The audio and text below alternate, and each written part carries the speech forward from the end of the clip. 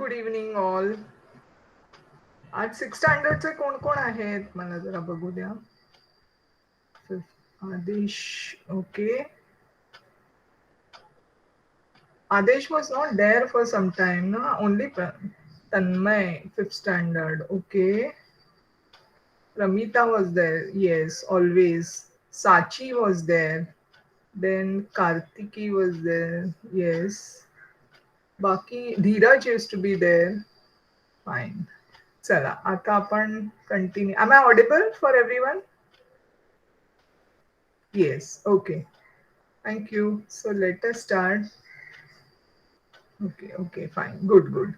So just a recap. आपण काय केलं last time आणि मग पुढे जाऊया आता. एक मिनिट हा. Let me share the screen.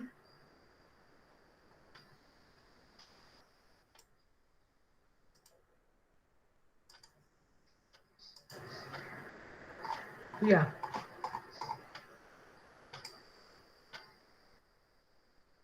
I think it is visible. Yes. Um,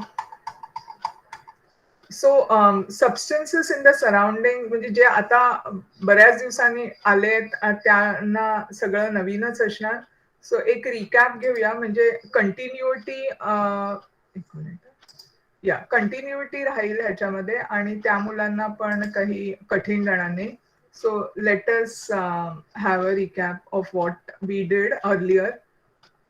तर ऑलमोस्ट 2 लेक्चर झाली. हे तिसरं आहे आपलं. तर सबस्टन्सेस अँड सराउंडिंग्स आजूबाजूला जे आहेत आणि ते कशा स्वरूपात असतात, द स्टेट आणि त्याचे प्रॉपर्टीज काय आहेत किंवा त्यांचे गुणधर्म काय आहेत. ओके. तर मग आपण बघितलं एक एक्सपेरिमेंट पण बघितली होती की वॅक्स किंवा मेण जे आहे ते आपण तापवलं होतं आणि मग तापवून झाल्यानंतर आपण बघितलं की ते त्याचं रूपांतर सॉलिड असतं. ते सॉलिड स्टेटमध्ये किंवा घन स्वरूपात असतं आणि जेव्हा आपण तापवतो त्यावेळेला ते लिक्विड स्वरूपात जातं किंवा it turns into liquid wax किंवा काय म्हणतात पाणी ह्याच्यामध्ये जातं. ते वेगळं स्वरूप होतं. त्याचं बदलतं. Solid changes into a liquid. द्रव स्वरूपात जातं. घन स्वरूपाचं द्राव स्वरूप. अजून जर का आपण ते हीट करायला लागलो किंवा आपण अजून त्याचं तापमान वाढवलं तर काय होईल, ते बाष्प रूपामध्ये निघून जाईल. जसं आपण बर्फ, पाणी आणि हे वाफ ह्या तीन ज्या पाण्याच्या ज्या स्थिती आहेत जी ती आपण नेहमी बघतो. पाणी एक असं आहे पदार्थ की जो रूम टेम्परेचर म्हणजे आपण बघू शकतो. बाकी सगळे जे पदार्थ आहेत तर एक तर ते घन स्वरूपात तरी असतात किंवा ते द्राव्य स्वरूपात असतात किंवा ते गॅस फॉर्म किंवा वाफेच्या स्वरूपात असतात. पण तिन्ही ज्या त्याच्या स्टेट्स आहेत किंवा तिन्ही जे त्याच्या स्थिती आहेत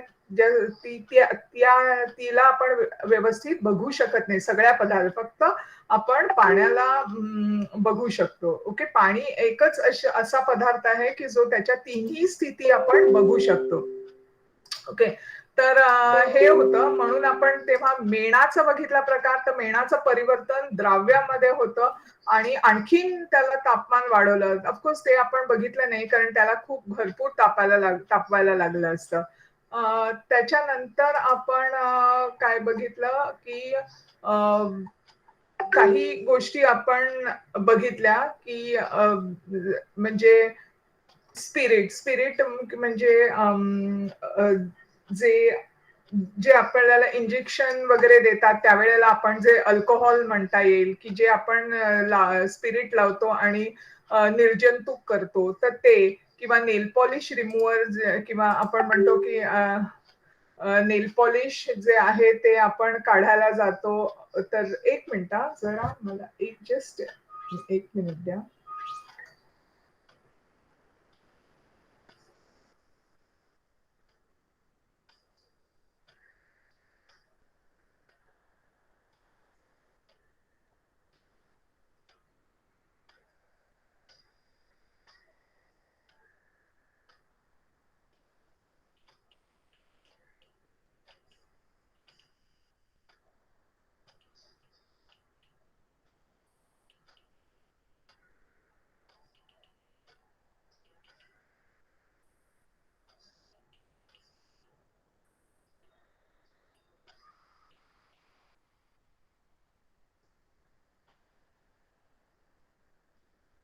ओके.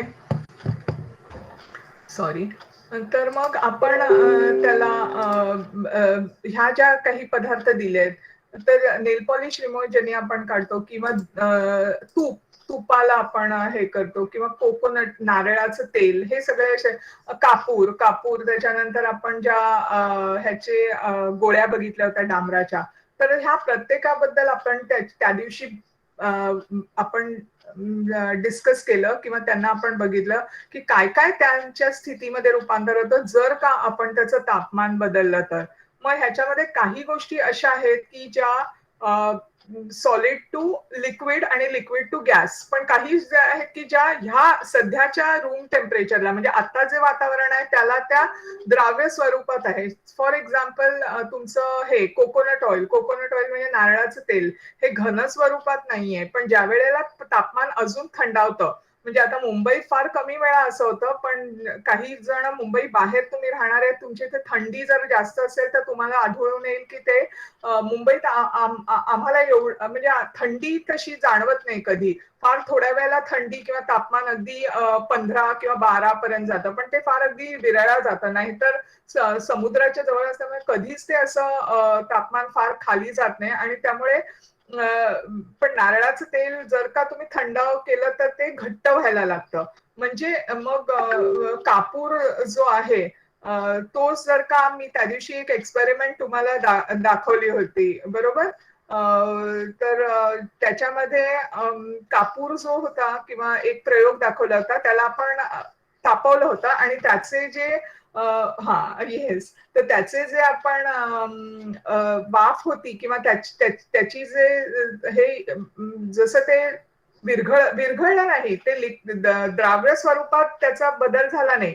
तर डायरेक्टली वाफेमध्ये बदललं गेलं आणि त्याला आपण पकडलं. पकडलं कशामध्ये पकडलं? एक मी भांडं दाखवलं, फनेल दाखवलं होतं आणि मी ते उलटं करून दाखवलं होतं त्या ह्याच्यामध्ये.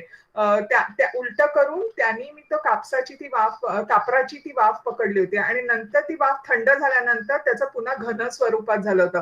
म्हणजे ह्याचा अर्थ कापूर किंवा ह्या डांबरी गोळ्या ज्या आहेत, डांबरी गोळ्या सुद्धा आपण कपाटात ठेवतो, तेव्हा तुम्हाला लक्षात येईल की त्या छोट्या छोट्या छोट्या झालेल्या असतात.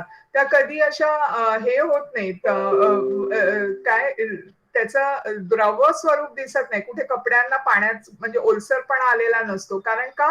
तर त्याची एकदम ते वाफेमध्ये जातं आणि ती वाफ जर का बाहेर मिळाली नाही तर ती तिथे कुठेतरी अशी पुन्हा ते वाफेतनं पुन्हा ते घन स्वरूपामध्ये बदलून जातं.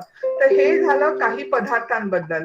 मग आपण बघितलं होतं की जे विलार्ड जिब्स हे जे त्यांचा फोटो पण मी तुम्हाला दाखवला होता की त्यांनी असं ओळखून दाखवलं होतं की काही जे पदार्थ आहेत त्यांचे जे गुणधर्म आहेत हे त्यातल्या आतल्या पार्टिकल्स म्हणजे ते कशा पद्धतीने आतमध्ये त्याची रचना आहे त्यावरती ते अवलंबून आहे. अणू किंवा रेणू जे काही आहेत ते कसे बसवले गेले त्यावरती त्या प्रत्येकाचा गुणधर्म अवलंबून आहे. इथपर्यंत इज इट क्लिअर? कळलं का तुम्हाला सगळ्यांना की हे आमचं गेल्या वेळेचं लेक्चर होतं, आपण हे 2 गेले ह्याच्यामध्ये बघितलं होतं. आणि आता आपण पुढे जाऊया. आपल्याला बघायचंय की तापमान बदलल्यानंतर काय फरक पडतो. मग आपण गेल्या वेळेला बघितलं थर्मोमीटर्स पण आपण वापरली होती त्याच्यासाठी. थर्मोमीटरचं पण मी तुम्हाला हे दाखवलं होतं की मग आता सॉलिड्स, लिक्विड्स आणि गॅसेस म्हणजे घन स्वरूप, द्रव स्वरूप आणि वाफ ह्याच्या. मग त्याचे आपण एक एक त्याचे काय गुणधर्म बघितले होते की जेव्हा तुमचा ह्याचा लोखंडाचा तुकडा असतो तो एक एक्झाम्पल घेतलं होतं. त्याच्यानंतर पाणी किंवा स्पिरिट किंवा तेल घेतलं होतं, हे द्रव्य स्वरूपाचं होतं आणि गॅसेसचं स्वरूप म्हणजे हवा घेतली होती. मग आपण बघितलं की प्रत्येकाला इथे बदल घडत जातो. सॉलिड्स जे असतात किंवा जे घन स्वरूप असतं त्याला त्याचा एक आकारमान असतो. तो त्याचा आकारमान टिकवून ठेवतो. काही झालं तरी आपण बघतो की त्याच्या आकारमानात फरक घडत नाही. पण जर का आणि पुढे त्याला एक व्हॉल्यूम असते किंवा त्याचा तो आकारमान असतो आणि जेव्हा आपण त्याला जमिनीवर टाकलं तर तो त्याच्या आकारमानातच जातो. तसं पसरत नाही सगळीकडे. म्हणजे समजा साखर आपल्या हातून सांडली तर ती किंवा वाळू सांडली तर आपण एका जागी बघतो ती एक असा डोंगर तयार करते आणि तिथेच राहते. ती अशी पसरत जात नाही. एका खोलीतनं दुसरीकडे घरंगळत जात नाही. पण जर आपण लिक्विड्स किंवा हे बघितलं की तुमचं सॉरी एक मिनिट तुमचे द्राव पदार्थ आता द्राव पदार्थांना एक आकारमान नसतो. ते ज्याच्यामध्ये असेल त्याचा आकारमान घेतील. म्हणजे आता तू पिशवीत तुम्ही जर का पाणी भरलं तर तो पिशवीचा आकार घेईल. फुगा भरला पाण्याने तर तो फुग्याचा आकार घेतो. पण तसं जर का तुम्ही लोखंडाचा तुकडा फुग्यात टाकायला गेला तर एक तर तो एका कोपऱ्यात जाऊन बसेल किंवा पिशवीत टाकला तो एका कोपऱ्यात जाऊन बसेल. तो पिशवी पूर्ण व्यापून टाकणार नाही. पण द्राव पदार्थाचं तसं नसतं. द्राव पदार्थ पूर्ण ती जागा किंवा ती म्हणजे आपण एखाद्या खोलीमध्ये भरली तर खोली पाण्याने पूर्ण म्हणजे अशी ती बंद टोटीसारखी असेल तर ती भरून जाईल पाण्यात.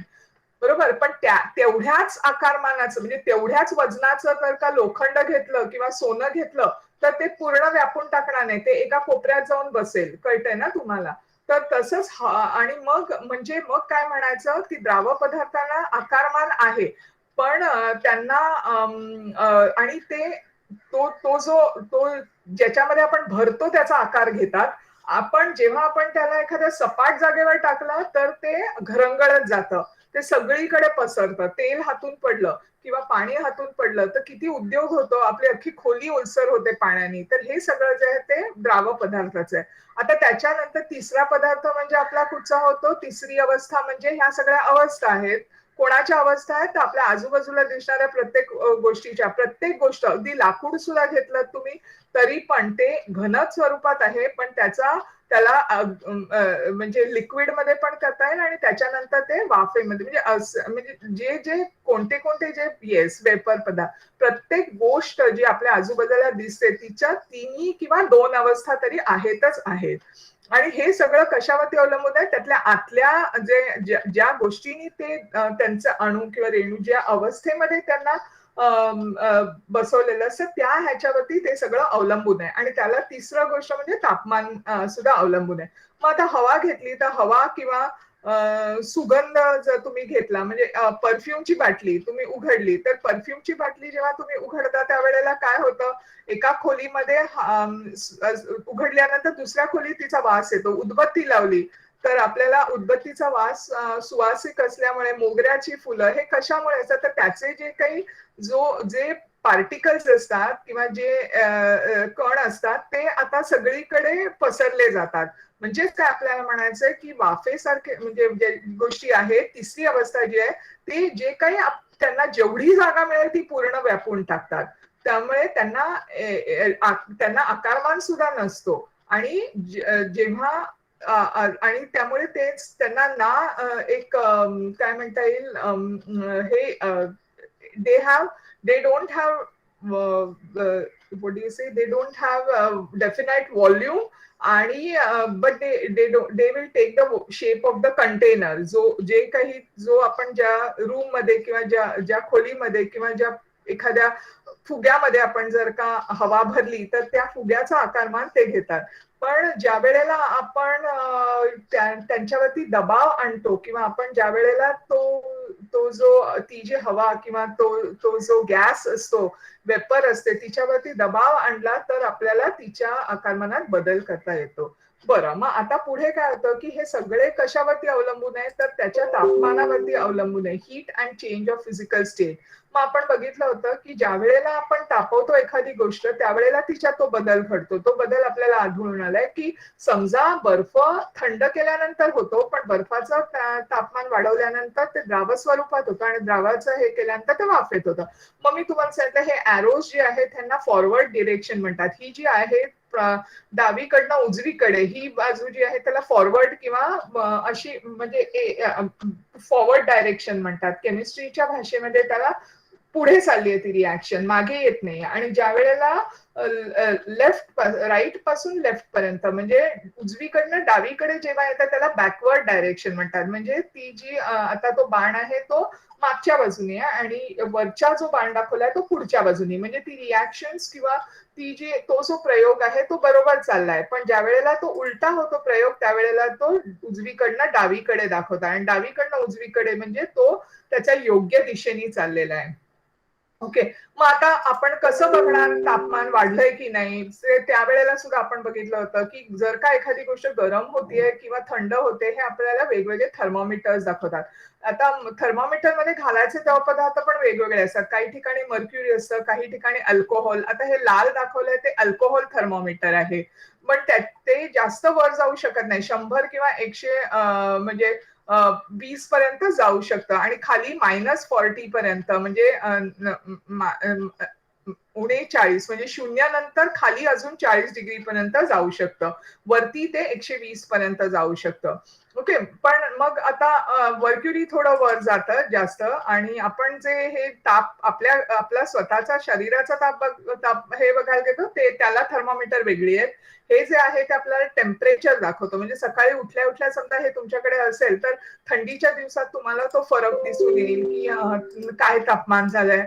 त्याच्यानंतर उन्हाळ्याच्या दिवसामध्ये काय बदल आहेत, पावसाळ्याच्या दिवसात काय बदल आहे हे आपल्याला ह्या थर्मोमीटरने दिसतं, ज्याला मर्क्युरी थर्मोमीटर म्हणतात. ओके, बरं. आता जाऊया आपण पुढे. इथपर्यंत कळलं का? मी थोडं फास्ट गेले होते, पण कारण आपण ऑलरेडी हे आधी केलेलं होतं म्हणून. बरोबर? आता आपण पुढे जाऊया. आता वेगवेगळ्या आता हे जे पदार्थ आपण जे बघितले सगळे किंवा आपण शिकतोय ह्या सगळ्यामध्ये ह्याचा सगळं ह्या पदार्थाचे गुणधर्म कशावरती अवलंबून आहेत आपण बघितलं की जसं आपण त्याचं तापमान वाढवणार की कमी करणार त्याच्या अनुषंगाने त्याचे जे त्याचे जे पार्टिकल्स किंवा अणू किंवा रेणू जे आपण म्हणतो ते जे बसवलेले आहेत किंवा त्यातले जे कण बसवलेले आहेत ते ज्या पद्धतीने बसवले त्यांच्यामध्ये बदल घडतो जेव्हा आपण त्याचं तापमान बदलतो तेव्हा. चला मग आता पुढे जाऊया आपण. आता take a thermometer from the laboratory. आता थर्मोमीटर घ्यायचं कुठचं आपलं ह्याचं नाही आपलं ताप बघायचं नाही. हे वेगळं थर्मोमीटर आहे. आपल्याला प्रयोगशाळेतच हे मिळेल. त्या दिवशी मी जे तुम्हाला दाखवलं होतं ते प्रयोगशाळेतलं होतं. आणि त्याचा जो खालचा भाग असतो हा जो खालचा भाग आहे तो त्याच्यामध्ये मर्क्युरी आहे किंवा पारा भरलेला असतो जो आपल्या थर्मोमीटरमध्ये तो पण मर्क्युरीच असतो. The mercury rises to a certain level in the capillary tube. म्हणजे आता ते जे मर्क्युरी आहे ते एका एका विशिष्ट ह्याच्यापर्यंत एका विशिष्ट पातळीपर्यंत म्हणता येईल certain level in the capillary tube above the bulb. म्हणजे थर्मामीटरचा जो खालचा भाग असतो फुगीर भाग ज्याला बल्ब ऑफ द थर्मामीटर म्हणतात तो भाग थोडा तुम्ही बघितला असेल की आपण जे थर्मामीटर वापरतो ताप बघण्यासाठी त्याच्यावेळेला त्याला खाली एक असा छोटासा असा गोलाकार असतो तो थर्मामीटरचा बल्ब असतो. त्याच्यामध्ये तो पारा असतो आणि तुम्ही बघितलं असेल तो पारा पूर्ण खालीपर्यंत गेलेला नसतो. थर्मामीटरची थोडी वरपर्यंत जागा त्यांनी व्यापून टाकलेली असते एका विशिष्ट पातळीपर्यंत असतो तो आणि मग त्याला झटकून कधी कधी खाली केलं जातं तो स्वतःहून खाली पडत नाही. ओके. तर पण आता जसं टेम्परेचर आता इथे आपण काय बघणार आहोत तापमान बघणार आहोत. कशाचं तापमान? बर्फाचं तापमान बघणार आहोत.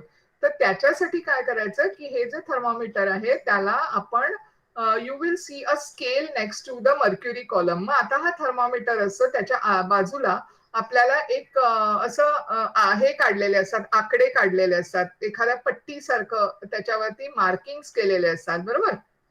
कारण तुम्हाला त्याचं हे कळायला पाहिजे किती टेम्परेचर आलंय किंवा आता जेव्हा आपण शरीराचं बघतो तापमान तर मर्क्युरी वाढेल म्हणजे मर्क्युरी चढेल त्या थर्मामीटरमध्ये पण त्याच्यावरती जर आकडे नसतील तर आपल्याला कळणार कसं की आपला ताप किती आहे किंवा आपल्याला बरं वाटतंय म्हणजे बरं नसेल वाटत हे आपल्याला जाणवतं अंग दुखतंय किंवा हात लावून आई बघते की आता तुला बरं नाहीये ताप आहे वगैरे तर ते आपल्याला कळतं.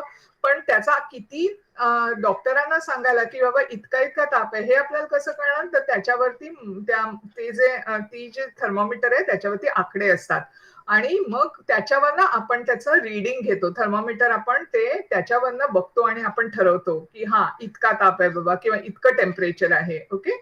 So reading the figure near the level of the mercury म्हणजे मग आता जिथे मर्क्युरी चढलंय आता समजा इथपर्यंत मर्क्युरी चढलंय तर ह्या इथपर्यंत मर्क्युरी जिथे चढतंय तिथे मला बघायला पाहिजे तिथे काय आकडा येतोय तर त्या अनुषंगाने मी ठरवायचं की इतकं इतकं ताप आलेला आहे किंवा इतकं इतकं तापमान त्याचं चढलेलं आहे. Now hold the thermometer in the water so that the bulb is completely immersed in water and read the temperature of the water. म्हणजे आता साधं पाणी काय करायचं, थर्मोमीटर घ्यायचं आणि साध्या पाण्यामध्ये ठेवायचं आणि बघायचं किती आहे त्याचं टेम्परेचर. पुन्हा गरम पाणी घ्यायचं एका भांड्यामध्ये, म्हणजे किंवा पाणी तापवायचं चांगलं आणि ते भांड्यात घ्यायचं आणि मग त्याच्यामध्ये सुद्धा थर्मोमीटर ठेवून त्यांनी आपल्याला बघायला सांगितलं की त्याचं काय आपल्याला रीडिंग मिळतं. तसंच कोल्ड वॉटर और आईस इन, तसंच बर्फ पण घ्यायचे किंवा थंड पाणी घ्यायचं. मग काय केलं की त्याच्यावरनं आपल्याला मग म्हणजे आता कळतंय तुम्हाला काय आपल्याला करायचंय. थर्मोमीटर घेऊन आपल्याला 3 गोष्टींमध्ये बघायचंय. एक तर बर्फात ठेवायचं ते थर्मोमीटर, कसं ठेवायचंय तर त्याचा जो खालचा बल्ब असतो किंवा त्याचा जो फुगीर भाग आहे तो खाली ठेवायचा आहे बर्फाने, तो व्यापून टाकला पाहिजे पूर्ण. आणि मग आपल्याला तो पारा किती खाली जातोय ते नोट डाऊन करायचंय किंवा ते समजून घ्यायचंय. ते कसं समजणार आपण, तर त्याच्यावरती आपल्याला जे आकडे असतात ते आपल्याला दाखवून देतील की किती आहे त्याचं टेम्परेचर. ओके. मग आपल्याला ते त्या बर्फातनं काढून आपल्याला तेच थर्मोमीटर नंतर कुठे घेऊन जायचंय, पाण्यामध्ये, साध्या पाण्यामध्ये ठेवायचंय. साध्या पाण्यामध्ये काय होईल, बर्फात आपल्याला खाली गेलेलं असेल टेम्परेचर, पण पाण्यामध्ये काय होणार, टेम्परेचर वाढायला लागेल. तर ते पण आपल्याला चांगलं दिसतं की मर्क्युरीचा जो मर्क्युरी आहे तो चांगला असा वर चढायला लागतो. आणि सर्वात शेवटी घ्यायचंय ते आपल्याला गरम पाण्यामध्ये घ्यायचंय. गरम पाण्यामध्ये ठेवायचंय आणि आपल्याला दिसेल की पाण्यातनं ज्या वेळेला आहे तर गरम. मला हे एक्सपेरिमेंट खरं तुम्हाला त्या दिवशी मी म्हटलं होतं मी दाखवीन, पण मला वेळ मिळाला नाही करायला, पण आणि कॅमेरा घेऊन ते मला व्यवस्थित बघायचंय. तर एक जरी हा चॅप्टर संपला की मी कधीतरी तुम्हाला दाखवीनच, डोंट वरी अबाउट इट, या चॅप्टरमध्ये. So will try to see की बर्फामध्ये असताना कसं टेम्परेचर खाली जात आहे, त्याच्यावरनं दिसतंय का. पुन्हा कारण मला मोबाईलवरनच आपल्याला फोटो घेता येतील, तर मी बघते प्रयत्न करून व्हिडिओ घेऊन. आणि त्याच्यानंतर आपल्याला तेच थर्मोमीटर करून आपल्या साध्या पाण्यात ठेवायचं आणि मग गरम पाण्यात ठेवायचं. तर आपल्याला तिन्ही वेळेला आपल्याला दिसेल की टेम्परेचर वाढायला लागतं आणि एका ठिकाणी कॉन्स्टंट येतं. म्हणजे ज्या वेळेला ते तापमान गाठतं त्याच्यानंतर पुढे ते वाढत नाही, मग ते तिथे स्थिर राहतं. कारण त्याला स्थिर नाही तर असं उगाच वाढू शकत नाही ना. जेवढं टेम्परेचर जेवढं आहे त्या पाण्याचं किंवा त्या वस्तूचं तेवढंच आपल्याला मिळणार. एकदा का त्यांनी ते टेम्परेचर तो जो आकडा गाठला की मग ते तिकडेच थांबून राहतं. मग ते थंड व्हायला लागलं की परत टेम्परेचर उतरतं. Okay. So are you following this? कळतंय तुम्हाला सगळ्यांना? Okay fine. मग आता आपल्याला बघायचंय की ह्या सगळ्याचे काय काय व्हॅल्यूज दिल्यात. व्हॅल्यूज म्हणजे काय आकडे दिलेत. आता बॉइलिंग वॉटर, जर का उकळतं पाणी, चहाचं पाणी तुम्ही बघितलंय किंवा अगदी उकळत असेल, खूप थंड ठिकाणी आपल्याला गरम पाण्याचा शेक घ्यायचा असेल तर बॉइलिंग वॉटर घेतात, त्याला 100 डिग्रीज आहे, 100 freezing water should be 0 degrees. कधी कधी 0च्या खाली सुद्धा जातं. म्हणजे आपण त्याच्यानंतर हवा कधी असते, विंटर नाईट, थंड ज्या वेळेला थंडी असेल. आता आता पावसाळा संपल्यानंतर हिवाळा येईल. तुमच्या काही जणांच्या जे मुंबईच्या बाहेर किंवा थोडं असं आतल्या बाजूला राहत असतील त्यांच्या लक्षात येईल की आता पावसात सुद्धा थोडं थंड असतं. त्यामुळे कधी कधी ते 15च्या खाली जातं हिवाळ्यामध्ये. पण जर का तुम्ही उन्हाळ्यामध्ये बघितलं तर दुपारच्या वेळेला उन्हाळ्याची असेल त्यावेळेला 35च्या वर सुद्धा गेलेलं असतं टेम्परेचर. त्याच्यानंतर इनसाइड अ फ्रीज म्हणजे आपला जो रेफ्रिजरेटर असतो त्याच्यामध्ये तुम्ही बघितलं तर त्याचं 5 डिग्रीच्या आसपास आहे. इनसाइड द फ्रीझर, आता जिथे आपण भाज्या म्हणजे हे ठेवतो, मासे किंवा चीज किंवा अशा काही गोष्टी ठेवतो, फ्रीझर जो असतो त्याच्यामध्ये -18 डिग्री सेल्सिअस आणि बॉडी टेम्परेचर जे आहे तेव्हा 37 डिग्री सेल्सिअस. ओके. तर हे जे आकडे आहेत ते लक्षात ठेवा, कारण हे तुम्हाला कदाचित एमसीक्यू मध्ये येतील की फ्रीझिंग पॉइंट ऑफ वॉटर किंवा बॉइलिंग पॉइंट ऑफ वॉटर, तसंच तुमचं शरीराचं टेम्परेचर काय आहे, हे सगळे विचारले जातील. Okay. So far is it clear? कळलंय सगळ्यांना? Shall I go further? कोणाला काही प्रश्न नाही आहेत ना? Okay. So we are talking about now temperature and how to measure the temperature of different. Yes. Okay. No, Maya, have you understood? Okay. Okay. No questions. No, Kartiki, haven't you understood? कळलं ना बाळ? Ma'am, हाँ. ma'am, I am Karnika. I had joined with my mama's account. Okay, Karnika. Sorry, I'm sorry. But are you following it? You're following it, no? Since you written no, so yeah, you're following. Okay. Yeah, Karnika. Right. Fine. I understand. Please excuse me if I take the wrong names. कधी कधी काय होतं इथे मला समोर दिसतात ती नावं मी घेते तर चुकून हे झालं तर just I am sorry about it. So please excuse me for that. Okay fine. So now again be careful. जेव्हा तुम्ही एखादी वस्तू उचलता इथे त्यांनी आपल्याला काळजी घ्यायला सांगितलंय. ज्या वेळेला आपण एखादा खरं तर थंड असताना उचलू शकतो, गरम असताना आपल्याला त्याला हात लावायचाच नाहीये. त्यामुळे इथे सुद्धा दाखवतात की वाफा येत आहेत तर उचलायला जायचं नाही, त्याला थंड होऊ द्यायचं. त्याच्यानंतर आता बॉइलिंग. आता आपण एक गोष्टी बघायच्या. म्हणजे आता तापमान बॉइलिंग म्हणजे काय? ओके. आता ह्या ज्या आहेत त्या वस्तूचे जे गुणधर्म आहेत. आता प्रत्येक वस्तू आहे ती वेगवेगळ्या अवस्थेतनं जाणार. तर मग आता त्या प्रत्येक अवस्थेचा अभ्यास आपण करायचा आहे. आतापर्यंत आपण काय बघत होतो? वस्तू आहेत त्या प्रत्येक वस्तू वेगवेगळ्या अवस्थेत असतात. ती अवस्था कशावर अवलंबून आहे? तर त्याच्यातल्या कण जे जसे ते आहेत किंवा ते कुठच्या स्थितीत आहेत त्याच्यावरती त्या पदार्थाचा आकारमान, त्या पदार्थाची अवस्था अवलंबून आहे. Okay, it is based on what are the particles inside of any matter. Everything around us is matter. So what we saw just now is all the states of matter. So and then all now next part is going to be matter. So we said matter exists in different states. The common state is solid, liquid and gaseous state. But sometimes matter can also exist as solid and vapor state. We do not take into account that time the vapor, it directly changes from solid to vapor. It does not go to the liquid state.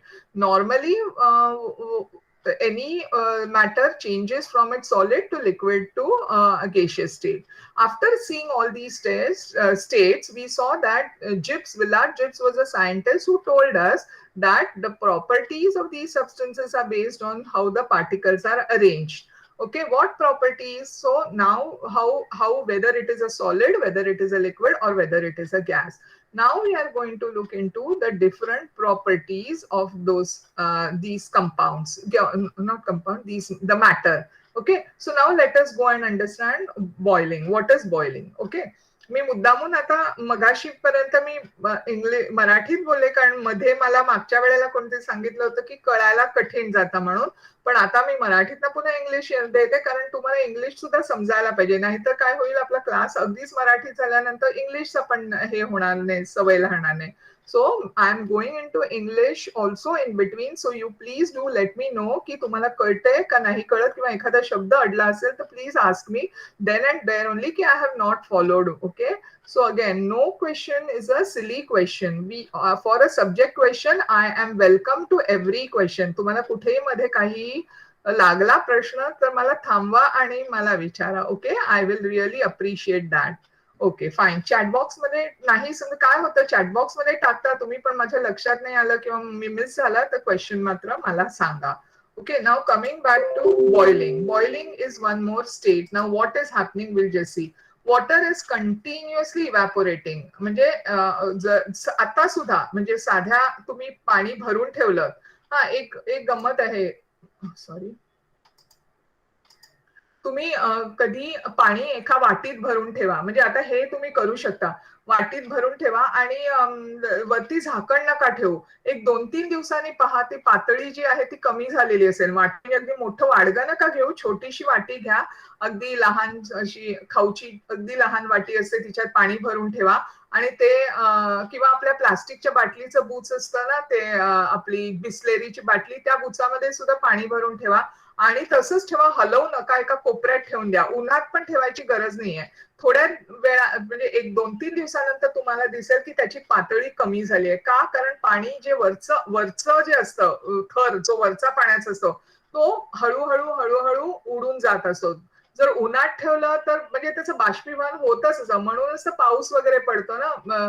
जर का उन्हात ठेवलं तर जास्त प्रमाणात होईल, पण जर का आपण असं घरात आतमध्ये ठेवलं तरी पण आपल्याला आढळून येईल की पाण्याचं जी लेवल असते ती आपण भरून ठेवलेली आहे ती कमी होते. करून बघा तुम्ही, तुम्हाला नक्कीच दिसेल.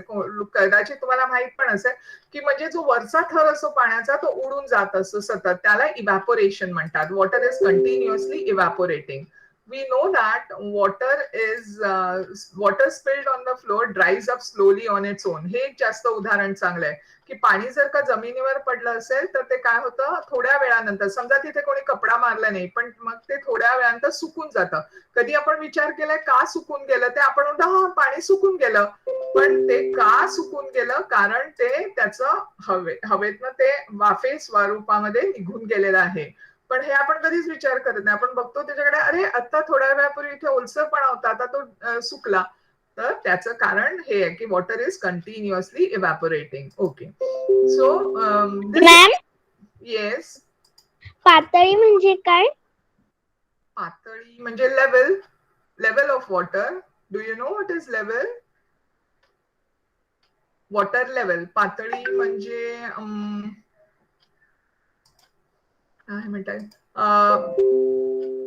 से फॉर एक्झाम्पल ग्लासामध्ये मी अर्धा ग्लास घेतलाय पाणी, ओके, आणि मग त्याच्यानंतर मी ते म्हणजे ती जी अर्धा ग्लास आहे ती त्याची पातळी झाली, कळतंय? पूर्ण ग्लास ही दुसरी पातळी झाली. लेवल्स, त्याच्या लेवल. ओके, म्हणजे first standard is your first standard level, second standard. Okay, असं लेवल्स ऑफ वॉटर. आता ते ग्लासामध्ये आहे ते वेगवेगळी पातळी किंवा वेगवेगळ्या अर्धा ग्लास, पाऊण ग्लास, पूर्ण भरलेला ग्लास, ह्या ज्या आहेत त्या पातळ्या झाल्या पाण्याच्या. कळते तुला? Levels they are called as. Have you understood?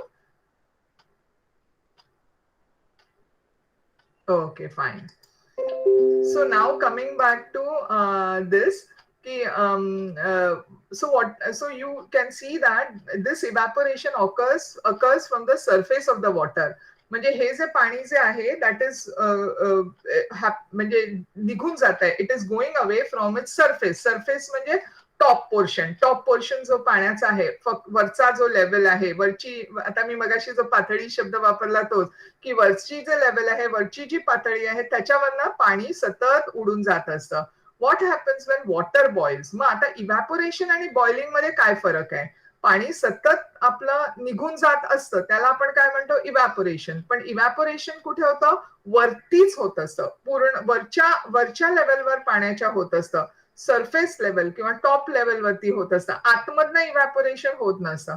But now boiling is different. What happens when water boils? As water gets heated, its temperature increases. म्हणजे आम्ही बर्नरनी जेव्हा त्याचं तापमान वाढवतो त्यावेळेला पाणी तापायला लागतं. And it evaporates at a faster and faster rate. म्हणजे ते फार त्याच्यामध्ये मग हळूहळू काय होतं, तुम्ही बघितलं असेल, उद्या समजा तुमची मम्मा चहा करत असताना जरा आजूबाजूला उभं राहा. कदाचित तुम्ही सुद्धा चहा करत असाल, ठेवून देत म्हणजे पाणी ठेव, तेव्हा हळू बघा, साखर घालायच्या आधी वॉटर विल स्टार्ट बॉइलिंग. बुडबुडे यायला सुरू होतात. म्हणजे काय होतं की आतून ते पाणी जे आहे ते आता तापायला लागलेलं आहे. ती प्रोसेस आहे ती पूर्ण, it is a whole, not a surface phenomena. इव्हॅपोरेशनचं काय, फक्त वरनं पाणी निघून जात आहे. पण आता जे होणार आहे ते खालपासून येत आहे. ते बुडबुडे जे आहेत ते खालचा भाग पण गरम व्हायला लागतो आणि त्यातली ती हवा आहे ती निघून जायला लागते, म्हणून ते बुडबुडे येतात. Okay, so when water kept on a stove so as the water gets heated up, its temperature increases and it evaporates at a faster and faster rate. मग आता सगळीकडनं ते पाणी आता इव्हॅपोरेट व्हायला लागलंय. So when water kept on a stove attains a particular temperature or a level of heat, then evaporation takes place in all parts of the body of water. म्हणजे आधी सुरुवातीला 20 डिग्री होतं. हे जे आहे ते अगदी सुरुवातीला, म्हणजे मी पाण्याचा बीकर भरला किंवा पाण्याचं भांड भरलं आणि मग मी ते हे बर्नर, म्हणजे हा आपला गॅस समजा, त्याच्यावरती मी ठेवलं. तुम्हाला लॅबोरेटरीमध्ये अशा पद्धतीचा गॅस वापरायला मिळतो ज्याला बर्नर म्हणतात.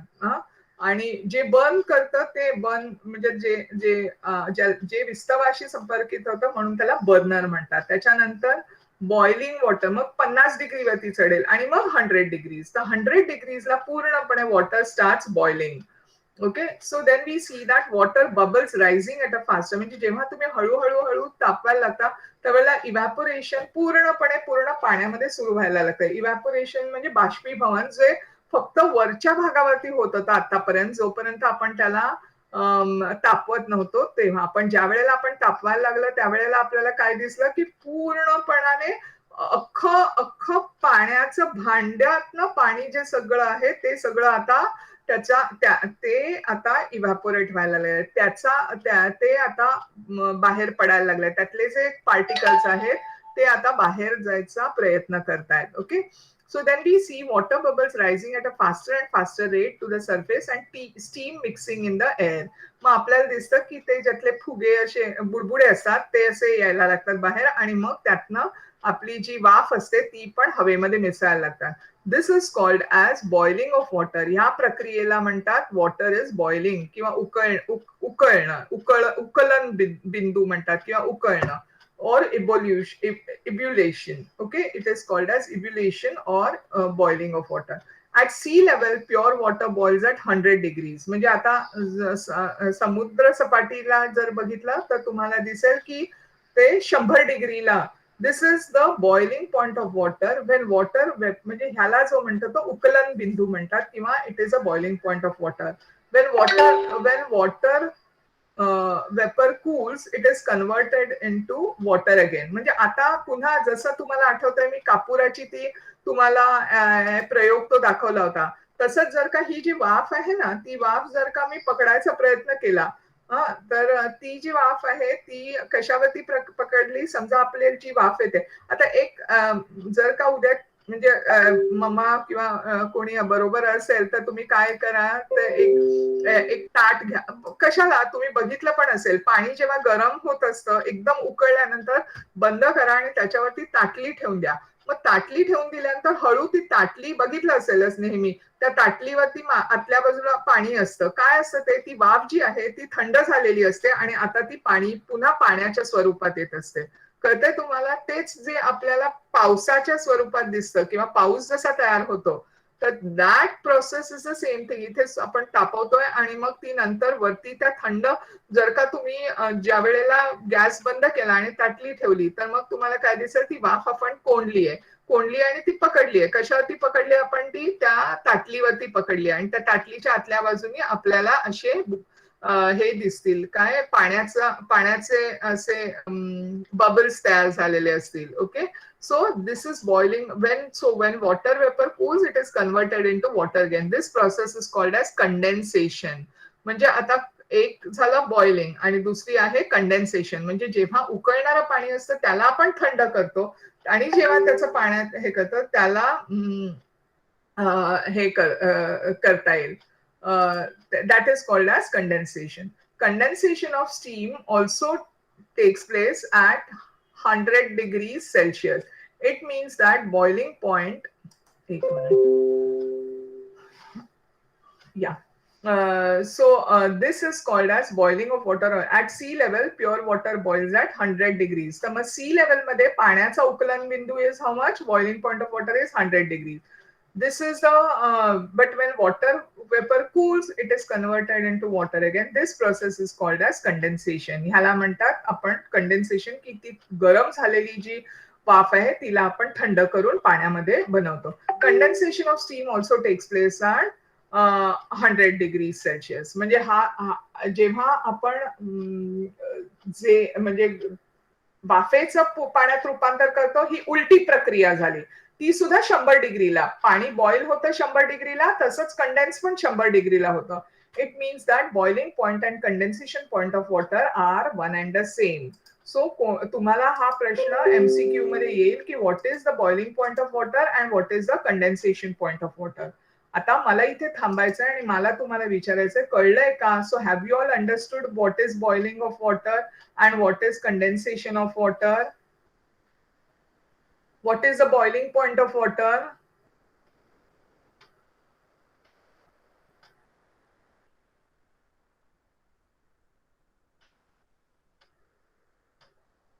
How much is the boiling point of water?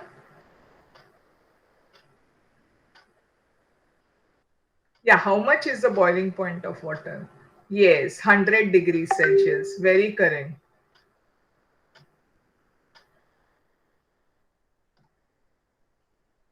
Okay. And then, yeah, 100 degrees. Uh, just a moment. एक मला एक बरं. And then now write into the chat box what is boiling. In boiling, what happens? Can you put it into the chat box? मला समजून घ्यायचं की तुम्हाला कळलंय की नाही. जरा लिहा. आणि what is condensation? I just want to know what is boiling and what is condensation. प्रत्येकाने chat box मध्ये टाका. I'm waiting for 5 minutes. I want to see the answers. म्हणजे मला कळेल की तुम्हाला कळलंय की नाही.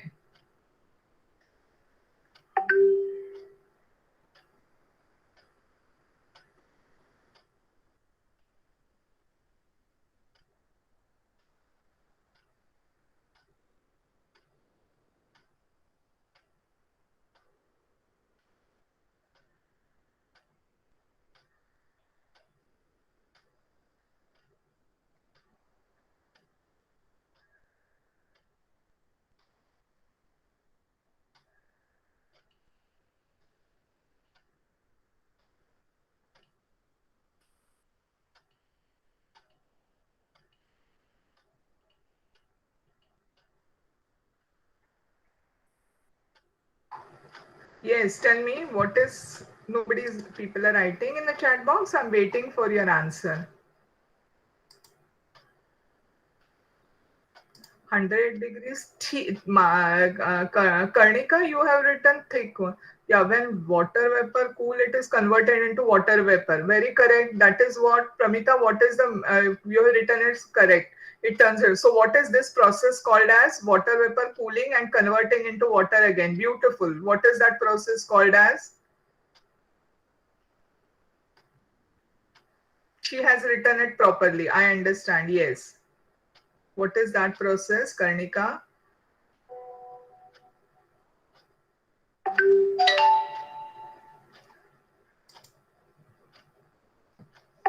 Very correct. Very correct. Okay. Now, so what is the condensation point of water? What is the condensation point of water? Yes, Kartiki has written when water vapor cools, it is converted into water again. Very correct. Now, both of you, Pramita and Kartiki, tell me what is the condensation point of water?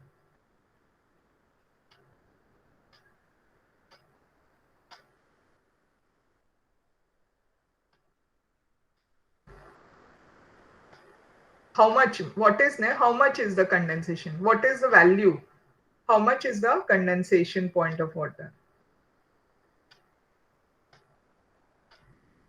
Correct. Have you understood why it is 100? Yes. Have you understood why it is 100? 100 का आहे कळलंय तुम्हाला? Because ज्या वेळेला boil होतं तेव्हाच ते थंड होऊन पुन्हा पडतं. सो म्हणजे बॉइलिंग आणि कंडेन्सेशन ह्या प्रोसेस एका वेळेलाच होऊ शकतात आणि म्हणूनच त्याला 100 डिग्रीलाच त्या होतात पाण्याच्या बाबतीत. समजतंय? कळतंय?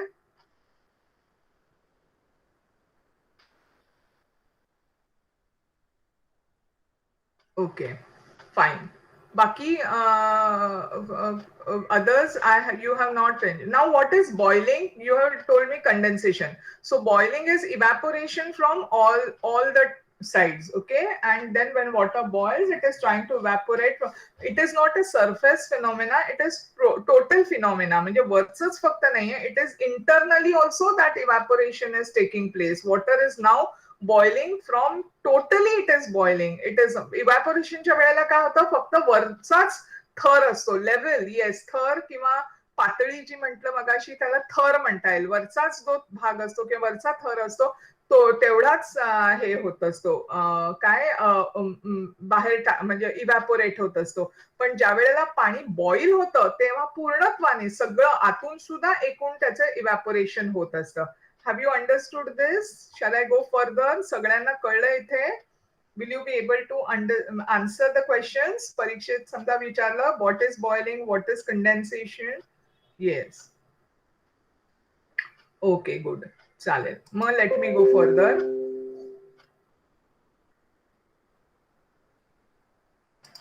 Here are the top search results. Okay. So now we are take some water in a beaker and place a thermometer in it.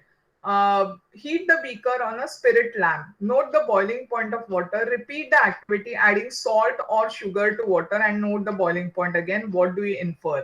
आता त्यांनी काय प्रयोग सांगितलाय आपल्याला करायला, की आपल्याला सांगितलंय की पहिल्यांदा सुरुवातीला आपण काय केलं होतं, की आपण हे घेतलं होतं, पाणी जे आहे ते नुसतंच घेऊन आपण त्याला तापवत गेलो होतो. आता त्याच्याऐवजी आपल्याला काय सांगितलंय, की पाणी घ्यायचं. आता चहा ज्या वेळेला आपण करतो तसं पाणी सुरुवातीला उकळवायचं, ओके, एखाद्या भांड्यामध्ये, बीकरमध्ये, आणि मग त्याच्यामध्ये काय करायचं, त्याचा जो आपल्याला बॉइलिंग पॉइंट आहे तो, आता बॉइलिंग पॉइंट प्रत्येकाला कळलं ना, जो उकलन बिंदू, ज्या वेळेला पाणी जेव्हा उकळायला लागतं त्यावेळेला जर का तुम्ही थर्मोमीटर ठेवून बघितलं तर आपल्याला एक कॉन्स्टंट टेम्परेचर मिळतं. म्हणजे जोपर्यंत सगळं पाणी बॉईल होत नाही तोपर्यंत ते जे टेम्परेचर किंवा ते जे तापमान आहे ते स्थिर असतं आणि ते पाण्याचं 100 डिग्री आहे. तर त्यावेळेला तो आपल्याला समजून घ्यायचा आहे. त्याच्यानंतर मग काय करायचंय, त्या पाण्यामध्ये आपल्याला हे टाकायचंय, मीठ टाकायचे किंवा साखर टाकायची. चहा करते वेळी जर आपण साखर टाकतो बऱ्यापैकी, आणि मग आपण आता पाण्याचा उकलन बिंदू बघायचा आहे, की आपल्याला काय फरक होतोय, की तो वाढतोय का तो कमी होतोय, हे आपल्याला ऑब्झर्व करायचंय किंवा हे आपल्याला बघायचंय. ओके. तर नेहमी बॉइलिंग पॉइंट जो आहे तो नेहमी वाढतो ज्या वेळेला त्याच्यामध्ये एखादं मिक्सचर येतं, किंवा ज्या वेळेला आपण पाण्यामध्ये काही पूर्ण म्हणजे नुसतंच पाणी असेल, ज्याला आपण प्युअर वॉटर म्हणतो, किंवा कुठचाही पदार्थ ज्याच्यामध्ये भेसळ नसेल किंवा ज्याच्यामध्ये दुसरा पदार्थ नसेल, त्याला आपण प्युअर सबस्टन्स म्हणतो. म्हणजे पाण्यामध्ये जर का आपण साखर आणि मीठ नाही टाकलं, नुसतंच पाणी जर का आपण बॉईल केलं तर ते 100 डिग्री. या, what should I repeat Bal Pramita, from where should I start? Okay, try this. Okay, fine. So what you are supposed to do is that pailanda, first thing is that just take water and start boiling it. Okay. But after some time, so we know that if you take pure water and boil it, so the boiling point of water is 100 degrees. Water starts boiling at 100 degrees Celsius. What we have to do is that water which is boiling at 100 degrees, see as long as पूर्ण पाणी जोपर्यंत boil होत नाही completely, तोपर्यंत म्हणजे ते सगळं पाणी वाफेत कन्वर्ट होत नाही तोपर्यंत आपल्याला 100च मिळणार. पाण्याचं टेम्परेचर वर जाणार नाही. Okay, it remains constant at 100 degrees ते पाणी बॉईल होईपर्यंत. पण आता जर का आपण त्यांनी काय सांगितलं, ट्राय दिस म्हणजे आपल्याला वेगळा प्रयोग करायचा आहे. मग काय करायचं, जसं चहा करते वेळी आपण पाणी उकळवल्यानंतर साखर घालतो, मग त्याच्याऐवजी आता आधी करायचं, साखर उकळल्यानंतर नाही घालायचं. आता काय करायचं, आपल्याला पाणी नुसतं घ्यायचं एका ठिकाणी, एका गॅसवरती तुम्ही एका बर्नरवरती एका साईडला, गॅसच्या एका साईडला तुम्ही नुसतं पाणी ठेवा आणि एका साईडला साखर घालून पाणी ठेवा, आणि मग बघा की दोघांमधला फरक, कोण जास्त. पाणी मात्र तेवढंच घ्यायचं. समजा तुम्ही 1 कप पाणी इकडे घेतलंय तर 1 कप पाणी इथे घ्यायला पाहिजे, पण ह्याच्यामध्ये तुम्ही काय टाकणार, 2-3 चमचे साखर टाकली, तिथे मात्र आपण साखर टाकायची नाही. आणि दोघांनाही थर्मोमीटर लावून बघायचं की काय होतं आपल्याला, साखर किंवा मीठ. त्यांनी आपल्याला जस्ट एक एक्झाम्पल म्हणून दिलंय की पाण्याच्या पातळी म्हणजे पाण्याच्या उकलन बिंदू काय होतो, वाढतो का कमी होतो. तर एक लक्षात घ्या की ज्या वेळेला आपण एखादा दुसरा पदार्थ त्याच्यामध्ये ऍड करतो तेव्हा boiling point always increases. Okay, ज्या वेळेला आपण एका पदार्थामध्ये दुसरा पदार्थ म्हणजे भेसळ म्हणता येईल, आपण त्याला मिक्स करतो, त्यावेळेला boiling point of one substance, that substance always increases, it is more, वाढतो बॉइलिंग पॉइंट. त्यांनी आपल्याला बघायला सांगितलं किंवा आपल्याला हा प्रयोग करायला सांगितलाय. ओके, तर आता मग ह्याच्यावरनं आपल्याला शोधायचंय की काय होतं. सो वाईल गेनिंग हीट, म्हणजे ज्या वेळेला एखादा पदार्थ जेव्हा हे घेत असेल, काय उष्णता घेतो, त्यावेळेला लक्षात येईल की that supposing if it is solid, it will start melting and then it will start boiling. मग आता उलट केलं समजा की ज्या वेळेला त्यातली उष्णता काढून घेतली तर तुम्हाला दिसेल की कंडेन्स होतो ती म्हणजे बॉइलिंग वरनं आता उलटी प्रक्रिया त्यावेळेला काय होतं ते कंडेन्स होतं आणि मग ते एकदम फ्रीजिंग वरती जातं त्यावेळेला त्याचा बर्फ होतो किंवा त्याचं सॉलिड होतं मग त्यांनी इथे हे 3 गोष्टी दिल्या आहेत हा गॅस वेपर स्टेट आहे ही लिक्विड स्टेट आहे आणि ही सॉलिड स्टेट आहे तर इथे काय होत आहे की ज्या वेळेला मेल्टिंग जे आहे ती इथे उलटी दिशा दाखवली आहे इथे आपण काय करतोय उष्णता देतोय त्यामुळे हा जो सॉलिड पदार्थ आहे इथे जे सॉलिड दिसतंय that is getting converted into the liquid and the liquid is getting converted into the gas state पण ज्या वेळेला आपण त्याच्यामधली उष्णता काढून घेतो त्यावेळेला आपल्याला लक्षात येईल की ही जी गॅस स्टेट किंवा ही जी वेपर आहे ती आता आपली लिक्विड मध्ये जाणार आणि शेवटी लिक्विड मधनं ती पुन्हा घन स्वरूपात येणार it will start freezing this is called as losing of heat here it is gaining of heat कळतंय एखादा सॉलिड पदार्थ किंवा एखादा पदार्थ ज्या वेळेला 3 अवस्थातनं जातो मग तो 3 अवस्थातनं कधी जातो ज्या वेळेला आपण त्याला उष्णता देतो किंवा त्याच्यातली उष्णता काढून घेतो त्यावेळेला तो वेगवेगळ्या अवस्थेतनं जातो हॅव यू अंडरस्टूड कळलं सगळ्यांना कळतंय का इथे मी काय बोलतीये ते are you following is it clear yes okay good fine so we are talking about temperature when you provide temperature or when you remove out temperature म्हणजे उष्णता दिली की टेम्परेचर नाही हीट दिली when you're giving heat or when you're removing the heat so what happens is that what are the changes which is happening म्हणजे ज्या वेळेला आपण उष्णता देतो एखाद्या पदार्थाला किंवा त्यातली उष्णता काढून घेतो त्या वेळेला काय काय फरक होतो तो आपल्याला इथे दिसतोय is it clear am I clear with this okay so when you provide heat a solid substance changes into a liquid and the liquid changes into vapor vapour कधी तयार होतं ज्या वेळेला the substance starts boiling मग तो boiling point is a constant temperature at which a liquid changes to a vapor state okay boiling कधी होतं ज्या वेळेला द्रव स्वरूपातनं वाफेच्या स्वरूपामध्ये जातं त्यावेळेला आणि हे कशामुळे होतं तर त्याला आपण उष्णता देतो म्हणून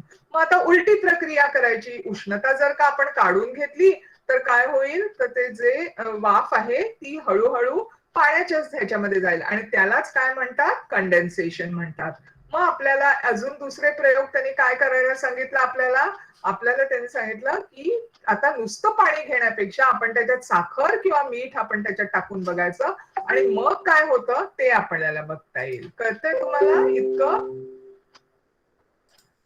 ओके गुड फाईन आता येस व्हेरी गुड आता आपण एक शेवटची 7 मिनिटं राहिली आहेत सो लेट अस see another stage freezing okay आता पुढची अवस्था आहे फ्रीजिंग फ्रीजिंग म्हणजे काय बर्फ आईस्क्रीम्स तुम्ही खाल्लेले असतील बर्फ so now let us see the water kept in a fridge or on ice becomes cooler and cooler that is its temperature falls म्हणजे आता साधं सरळ घ्यायचं गोष्ट म्हणजे पाण्याच्या ग्लासामध्ये बर्फाचे तुकडे टाका आणि पाण्याला हात लावून बघा मग काय होतं त्याच्यामध्ये थंडपणा आलेला असतो की नाही कारण त्याचं टेम्परेचर कमी कमी व्हायला लागलं असं म्हणजे समजा आता टेम्परेचर 28 असेल तर मी बर्फाचे तुकडे त्यात टाकले तर काय होईल आपल्याला ते temperature it will start falling down किंवा ते कमी व्हायला लागेल मग ते कितीवर जाईल 25 वर जाईल 20 वर जाईल 15 वर जाईल कळतंय at a certain temperature water does not get any cooler but starts freezing and forms ice म्हणजे आता काय होतं की जर का तुम्ही अजून थंड करत गेला तर तो थंडावा आता थंड नाही होणार पण आता पाण्याचा कडक व्हायला लागेल ते त्याचं काय घन स्वरूपात व्हायला लागेल ते this is called as freezing point of water आणि तुम्ही जर का तिथे थर्मोमीटर लावून बघितलं तर तुम्हाला दिसेल तो 0 डिग्रीवर आलाय सो जेव्हा तुम्हाला पाणी म्हणजे आता बॉइलिंग कधी होतं तो 100 डिग्रीजवर आता मी काय करते त्या 100 डिग्रीजला कंडेन्स केलं आता तुम्हाला माहितीये कंडेन्स म्हणजे काय ते जे उकळत होतं पाणी ते आपण थंड केलं आणि ते थंड करत खाली खाली आणलं आता खाली खाली आणल्यानंतर ते किती वरती आलंय आता आलंय ते exactly it start forming ice आणि तो आईस जो आहे तो 0 डिग्रीला होईल तेव्हा ते 0 डिग्री कॉन्स्टंट राहील टेम्परेचर जसं बॉइलिंग पूर्ण होईपर्यंत म्हणजे सगळं पाणी वाफेत निघून जाईपर्यंत ते 100 डिग्री होतं. तसंच जोपर्यंत पूर्ण पाण्याचा बर्फ होत नाही तोपर्यंत that is it is now cooling, and you will see that it is 0 degrees Celsius. That is the freezing point of water. Okay, so बर्फ पूर्ण झाल्यानंतर it will be at 0 degrees. Okay, so let us go further. And form size. The temperature at which this happens is called as freezing point of water. The temperature of a substance can fall below 0 degrees. म्हणजे आता 0 पेक्षाही कमी जाईल, उणे म्हणजे minus मध्ये जाईल. So the temperature of air in the freezer of refrigerator is around -18 degree Celsius. म्हणजे तुम्ही जर का फ्रीझर कंपार्टमेंट मध्ये जर का थर्मोमीटर ठेवलं तर तुम्हाला लक्षात येईल त्याचं टेम्परेचर -18 आहे. It is red as -18 degrees. हा जो डॅश आहे ना त्याला -18 म्हणतात. वेन आईस आणि -18 डिग्री सेल्सिअस मध्ये. तेव्हा जेव्हा मगाशी मी तुम्हाला विचारलं होतं तेव्हा प्रमिता आणि मला वाटतं अजून हिनी कार्तिकीने मला उत्तर दिलं होतं, बट त्याच्यामध्ये सुद्धा तुमचे मार्क कट होणार. का कट होणार? कारण तुम्ही मला 100 फक्त लिहिलं होतं. You should not write only 100. What you should write? 100 degree Celsius. 100 त्याच्यानंतर डिग्री साइन काढायची. डिग्रीचं थोडं वरती असतं, हे बघा असं वरती असतं. Ha, very correct. Now you are getting full marks. Okay, so what is boiling point and condensation point of water? Correct. Pramita has written correct. So next time remember that temperature. Units are very important. Those are called as units. So always we have to mention the units. Okay. So now here you are. So now next is that when ice gets heat, it starts melting or changing into liquid state. आता जो बर्फ आहे तो आता आपण गरम करायला लागलो. म्हणजे तो बर्फाला आपण बाहेर काढलं, फ्रीज मध्ये न ठेवता आपण त्याला बाहेर काढलं. तर आता काय होतंय, त्याचा 0 डिग्रीजला तो बर्फ आहे, पण जेव्हा त्याला बाहेरची हवा लागायला लागते तेव्हा आता त्याला तो गरम व्हायला लागतो. आणि नाव it is changing into a liquid state again. Okay, so ice melts at 0 degrees Celsius.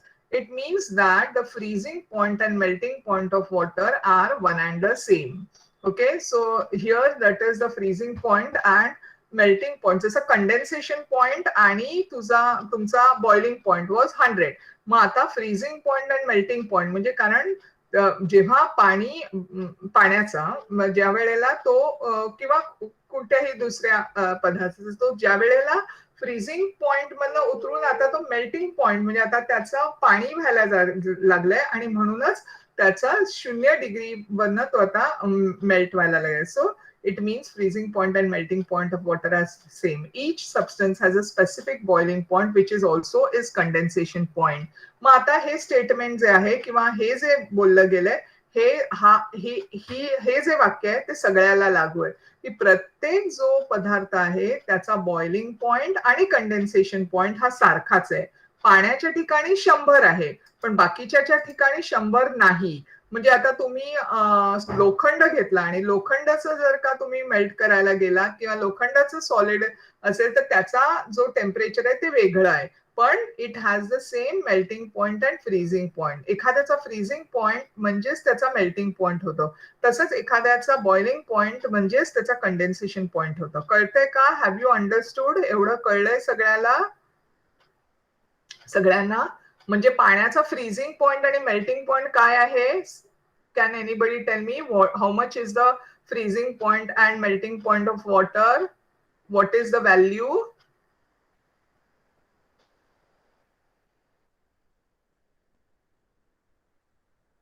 How much is the value?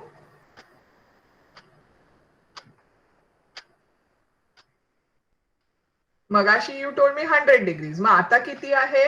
Freezing point काय आहे आपण बघितला. How much is it? -18 नाहीये, पाण्याचा बर्फ तयार होतो तो. I just want that thing when it becomes into ice and when ice melts it is the melting point. So freezing point and melting point is same.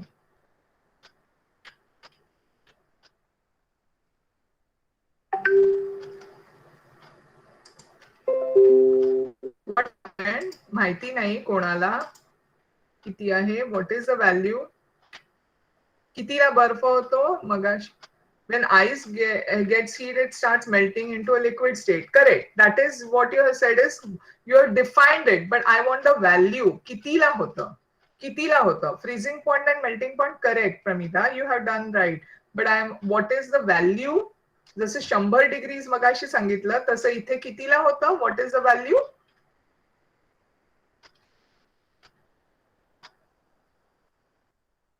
0 degrees. Is everybody agreeing? Yes, 0 degree. Okay. Yes, Kartiki also has written 0 degree. Correct, correct.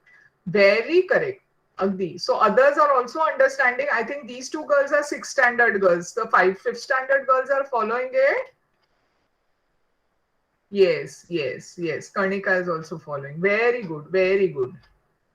Correct okay या just give me 5 minutes हे मी complete करते आणि मग आपण हे पुढच्या वेळेला बघूया हे आपण बघितलं होतं इथे म्हणजे ऑलमोस्ट हे होऊन जाईल just let me complete this each substance has a specific melting point which is the same as freezing point now the temp आता हे डेफिनेशन आहे तुम्हाला विचारलं जाईल हे काय the temperature at which a substance boils while heating is the same temperature at which it condenses when it is cooled म्हणजे आपण जे आता शिकलो तेच इथे त्यांनी दिलंय की एखादा पदार्थ ज्या वेळेला बॉईल होतो त्याच वेळेला जर का तो थंड केला तर त्याचा तो कंडेन्स होतो so boiling and condensation points are same similarly the temperature at which a substance freezes ज्या वेळेला एखादा पदार्थ हे करतो आपण फ्रीज करतो it is the same while cooling is the same as the temperature it melts okay हे लक्षात ठेवा हे महत्वाचं आहे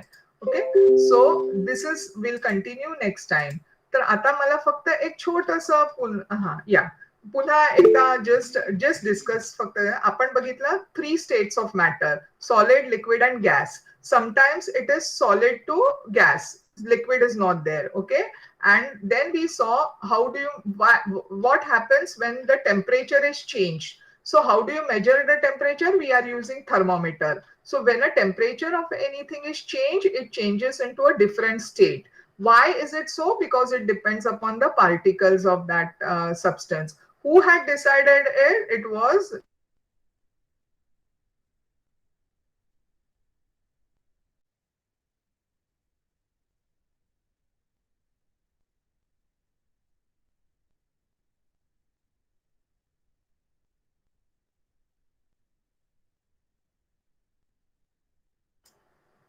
Yeah, one moment.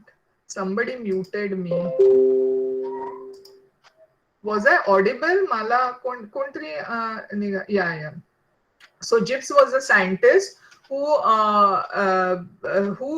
explained that the particles are responsible for for the properties of any matter. So these are the properties of matter. Okay. So today we saw the different properties of matter, that is your condensation and boiling is the same and melting and freezing is the same. Fine. So here we stop and thank you very much. Okay. So we meet next Monday. Take care. Okay. Good night, all of you. Yeah. I'm ending the call.